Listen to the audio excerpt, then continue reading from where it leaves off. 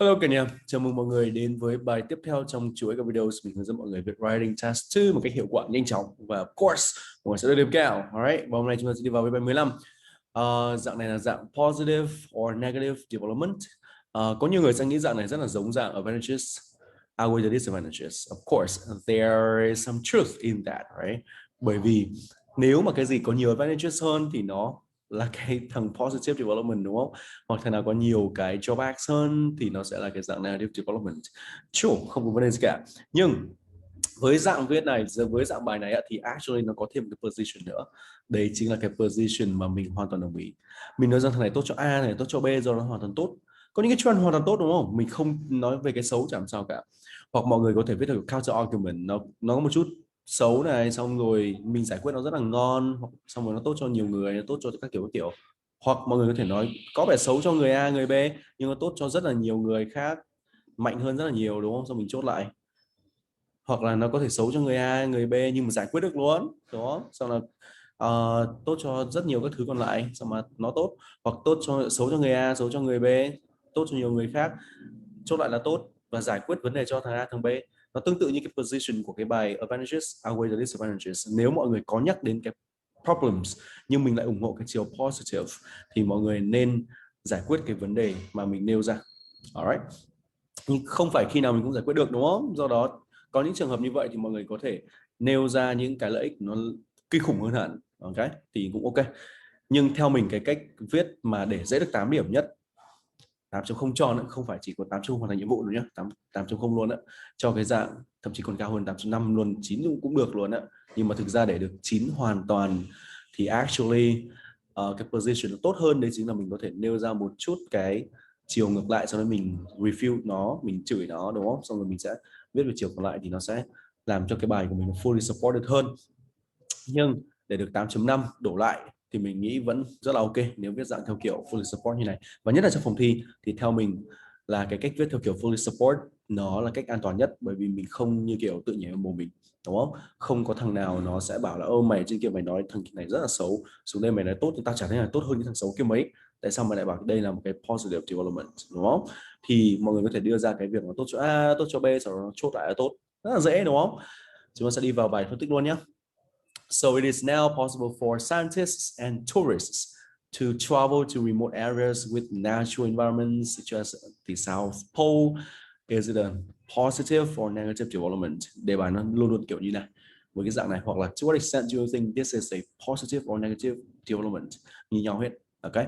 So given the availability of modern means of transport such as planes and cruise ships and refrigeration technologies, công nghệ làm lạnh đó, traveling to remote parts of the world is no longer an impossible task. Mọi người sẽ thấy trong đây mình paraphrase rất là kỳ cục này, không kỳ cục mà theo kiểu chê cối.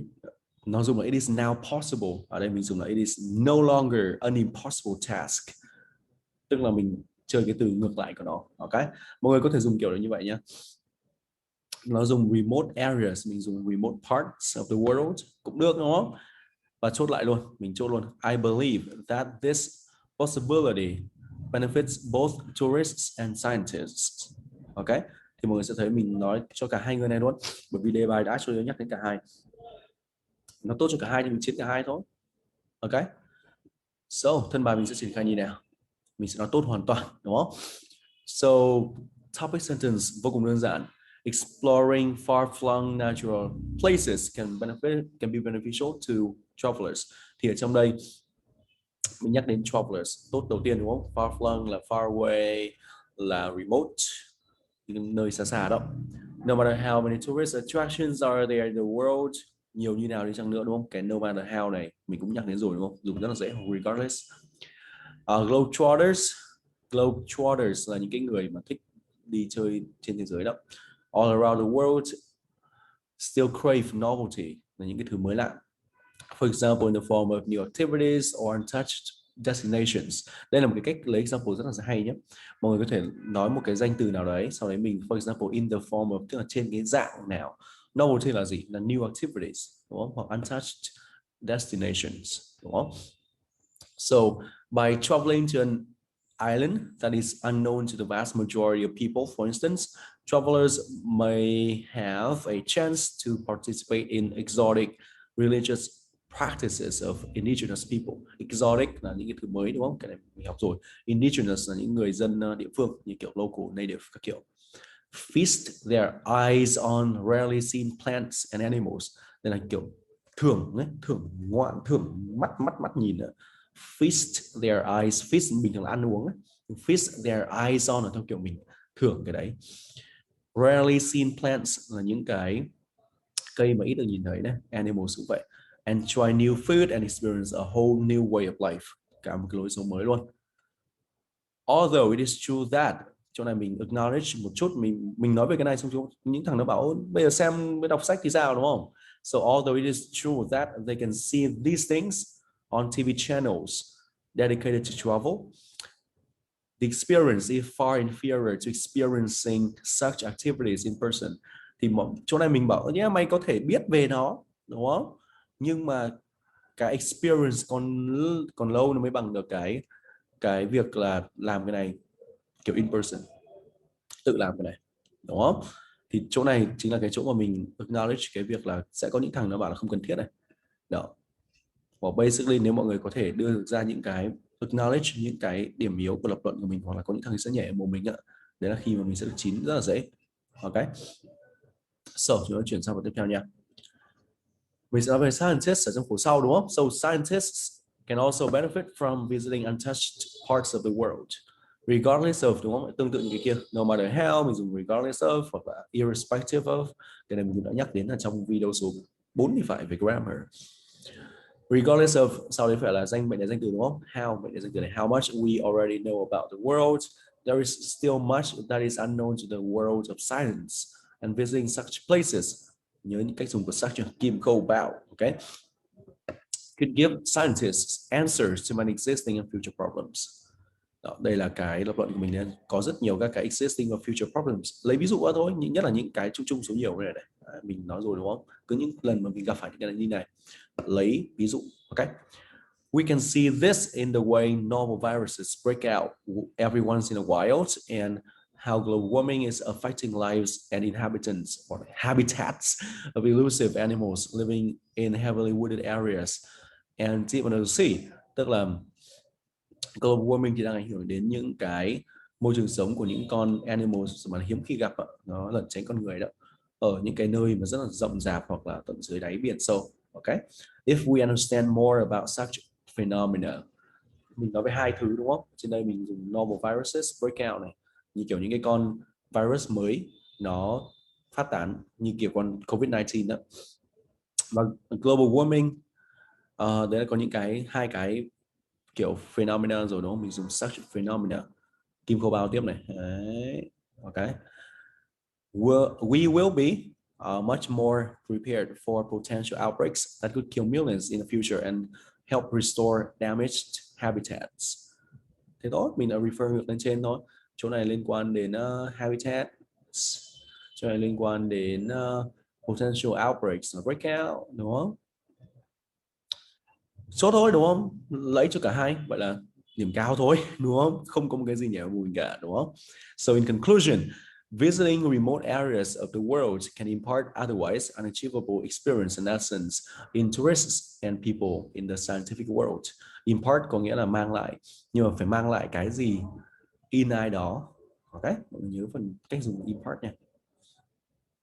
Thế thôi, so đây là cái position nó lạ hơn so với cả cái dạng advantages outweigh the disadvantages. Otherwise nó hoàn toàn giống nhau, được chưa?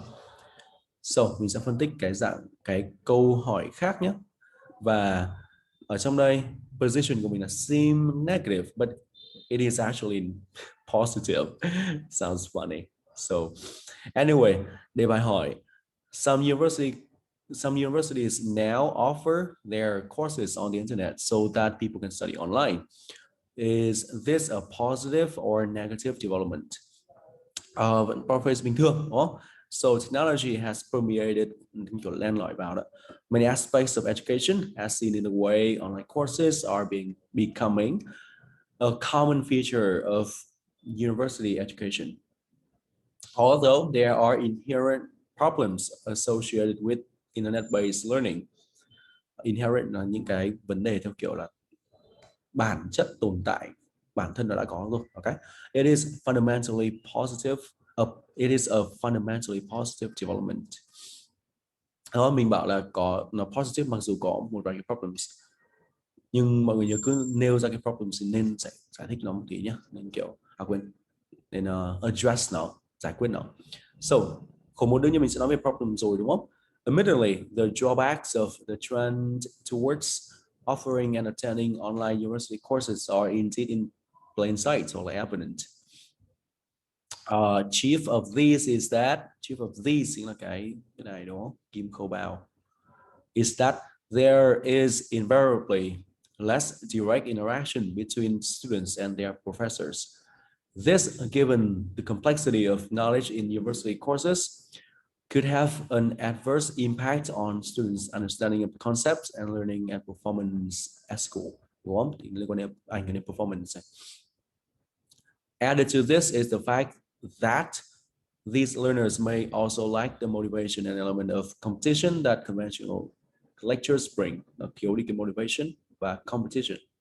This can be seen in the way many students zealously raise their hands in class to showcase the depth of their intellect.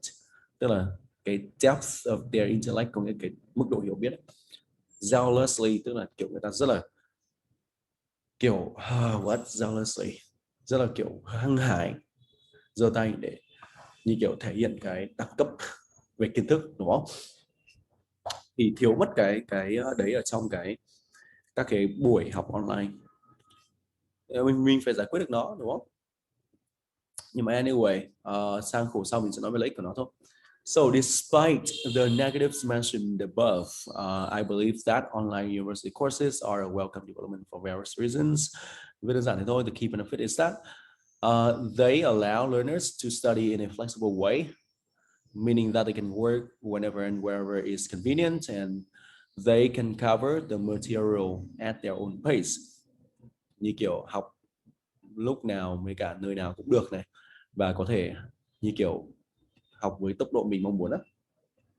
Working adults, for example, can pursue their education from the comfort of their own home by taking online courses or classes, which would have been impossible in the days before internet-based education. Tức là bây giờ working adults, những người đi làm buổi sáng hoàn toàn có thể theo đuổi cái chương trình đại học từ ở nhà luôn bằng cách là học online classes, đúng không? Cái điều này thì kiểu impossible trước khi có cái internet-based education. Furthermore, by eliminating, bỏ đi cái costs of travel, accommodation, and the use of university facilities, online courses are made much more affordable. This renders university education accessible to a larger section of human population. Nó sẽ dễ tiếp cận hơn đến a larger section of human population. Okay. So chốt lại thôi, nhưng mình phải giải quyết vấn đề ở trên đúng không? In conclusion, I believe online learning to be a positive of development overall because it offers university learners, online learners, flexibility and accessibility. So mọi người nhớ cái cụm này rồi đúng không? Đây là cái chìa khóa ăn tiền này. Đấy. So this is provided that these students proactively seek help from their professors when they encounter difficulties and have group work or group discussions to maintain high levels of competition and motivation. Thì ở trên kia mình có nói về cái việc là nó thiếu đi cái sự tương tác giữa professors với cả học sinh đúng không? Mình bảo là proactively seek help đúng không? Đi kiếm như kiểu chủ động hỏi han các ông thầy giáo khi mà gặp vấn đề khó, và have group work or group discussions để có thể maintain được cái high levels of competition and motivation. Ở bên kia mình bảo có thể bị thiếu đi cái này đúng không? Bây giờ làm việc chung với nhau đi thì vẫn có motivation và vẫn có competition bình thường. Yeah, that's it. Super easy đúng không? Không có gì khó cả. Tương tự như vậy thôi. Mọi người có thể có một cái position khác, đấy chính là mình nghĩ rằng cái đấy xấu. Nhưng mà thực ra cũng không nhất thiết phải address được cái benefits, bởi vì benefits nó là benefits rồi đúng không? Mình không nhất thiết phải nói rằng ok, nó là benefits nhưng mà nó không hoàn toàn là benefits ấy. Well, có những bài mình sẽ nói được như vậy, như cái bài trong cái khổ của advantages outweigh the disadvantages mà mình có dạy trong cái bài trước đó. Nhưng có những bài mình chỉ cần đưa ra những cái bất lợi mà cảm giác nó kinh khủng hơn hẳn rồi thì mình chỉ cần chốt lại, đấy chính là nó không phải là cái phát triển positive là xong. Ok. So, đề bài for more and more people wearing fashionable clothes has become very important. Is this attitude to wearing fashionable clothes a positive or negative development? Okay. So, profit là đơn giản thôi đúng không? So people from all walks of life are becoming dedicated followers of fashion. So, mọi người nhớ cái cụm rất là hay này. Dedicated followers of fashion. Tương tự như kiểu mọi người thích fashionable clothes đúng không? Constantly trying to keep up to date with the latest fashion trend. Mình có latest fashion trend này, những cái bài mà có những cái từ vựng theo chủ đề đình đỉnh như này này, mình dễ được điểm cao này. There are both benefits and drawbacks of this. However, mọi người nhớ cách dùng however, một là chấm phẩy, hai là chấm nhé. I personally feel that it borders on being more harmful than beneficial. Thế đó. Đúng không? Border, mọi người nhớ cái cụm này, borders on being như thế nào đấy, tức là nó hơn, nó nghiêng về phía harmful thay vì là beneficial. So, thân bài thì chúng ta sẽ làm gì? Đương nhiên thân bài nếu mà mình ủng hộ cái gì nhỉ? Nếu mà thân bài mình ủng hộ cái cái drawbacks thì thân bài 1 mình sẽ viết về cái benefits đúng không? So increased interest in fashion has resulted in fashionable clothing being more affordable for the masses. Previously, nói chung affordable là lợi ích rồi đúng không? Previously, owning such items meant buying overpriced designer clothes, tức là phải mua những cái đồ rất là đắt đó. Designer clothes bây giờ actually vẫn đắt đúng không? Nhưng mà ngày xưa thì chỉ có những cái đồ kiểu như này thôi và nó rất là đắt và ít hiếm người có thể mặc được những cái này. Nhưng bây giờ thì nhiều cái designer clothes nó cũng đã được sản xuất rất là đại trà rồi. And therefore, it was only accessible to the wealthy and the privileged. In the last few decades, mọi người nhớ là khi mà mọi người nói về một cái trend nào đấy đang diễn ra ấy, mình có cái cách so sánh rất là dễ, đấy là mình sẽ nói về quá khứ và hiện tại. Cái này mình cũng nói rồi ở trong một cái bài nào đấy mình phân tích đúng không? Khi so sánh nhé, các cái trend đó, thì mọi người có thể so sánh về quá khứ và hiện tại. Nó là cái cách mà mình có thể triển khai một cái khổ rất là hay. In the last few decades, however, high street chains have been producing trendy clothes at affordable prices to meet a greater demand of the general public. As a result, fashion is no longer a reserve for the rich, cái này là không còn chỉ dành riêng for the rich, but is now accessible to all, which is a positive step forward in this regard. In this regard có nghĩa là trên cái khía cạnh này, tức là nhiều người access được đến cái đấy hơn thì well, nghe vẻ trên cái cạnh này thì khá là tốt đúng không? Nhưng mình sẽ nói về bất lợi, nó sẽ kinh khủng hơn cái này để mình chốt cái phần lập luận của mình, đấy chính là đây là cái trend rất là negative. So, on the other hand, though, on the other hand, though, this desire to be stylish has greater negative consequences. Mọi người chốt luôn nhé, has greater, nhiều hơn. Firstly, it has made clothes more disposable as outfits are produced cheaply, worn a couple of occasions, and subsequently discarded. Thì nó sẽ bị bỏ đi, nó chỉ được produce cheaply này, mặc có một vài lần thôi này, xong rồi bỏ đi thôi. Thì sao đúng không? This causes a large amount of waste and exacerbates the problem of pollution. Exacerbates the này. Anyway, trong phòng thi mọi người bị slip một lần như này chẳng sao, 9 điểm bình thường. Okay. In addition to this, there's a great deal of pressure, particularly on the younger generation, to keep up with their peers. Nó liên quan đến cái pressure. Đầu tiên là liên quan đến environment, tiếp theo là liên quan đến pressure on young people.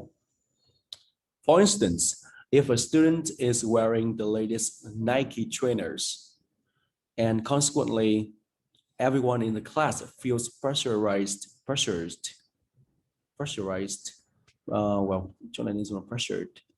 into having the same or equally trendy footwear, Well, chỗ này nên dùng là pressure nhé. Pressurize nó hơi bị giống áp lực theo kiểu nồi áp suất hơn. Nhưng mà anyway, nói chung mọi người nhớ là cái một trong bài có một lần bị như này không sao đâu. Slip, pressured. In conclusion, this obsession with wearing the latest fashion trends has made clothes throwaway and not reusable. Đây là hai cái vấn đề đúng không? Liên quan đến cái việc là made clothes throwaway and not reusable. Throwaway mặc vài ba lần xong ném đi đó. Not reusable. Moreover, this incessant need to have the latest must-have items puts far too much pressure on the environment and adolescents, so it cannot be regarded as progress. Mình nói hết về các cái vấn đề đây, mình rút gọn, không phải rút gọn, mình tóm cái tắt lại tất cả những gì mình nói ở trên cái khổ này. Mình nói rằng nó rất là xấu, sau đấy nó không nên được regarded as progress. Thế tốt, thì đây là mình nói xấu, nhưng mình không cần nhất thiết phải giải quyết càng tốt ở trên kia, đúng không? Rõ ràng nó là tốt, bởi vì bây giờ ngày xưa mình nhớ không nhầm là mua một cái quần bò chẳng hạn nó độ khoảng tầm 600-800 nghìn ấy. 600-800 nghìn ngày xưa nó to lắm, mà kiểu những ai mà có một cái quần đấy mà mặc sủi mọi người kiểu wow, bây giờ một cái quần bò đó 100-200 nghìn đúng không? Mặc dù tiền mất giá, ngày xưa 800 nghìn nó to lắm, 800 nghìn có khi phải đủ ăn 3 tháng ấy. Nhưng mà well, bây giờ thì sao? 200 nghìn đúng không? 200 nghìn bây giờ lại còn rất là nhỏ so với cả 600 nghìn ngày xưa nữa. Nên anyway, trend này thì nó không được là một cái tốt lắm khi mình nhắc đến cái vấn đề nó ảnh hưởng đến environment này, xong rồi nó kiểu ảnh hưởng đến cả adolescents, những người trẻ rồi. Thế đó, thì đây là cái position tiếp, và đương nhiên có những position khác tương tự như cái position của cái bài advantages outweigh disadvantages, nhưng mọi người cứ theo cái đấy thôi. Và cái khác biệt nhất mình nhắc lại nhé, chính là mọi người có thể nói rằng tốt cho A, tốt cho B, do đó đây là một cái phát triển tốt. Thế đó, ok. Cool. So that's it for our lesson today. See you guys in the next video.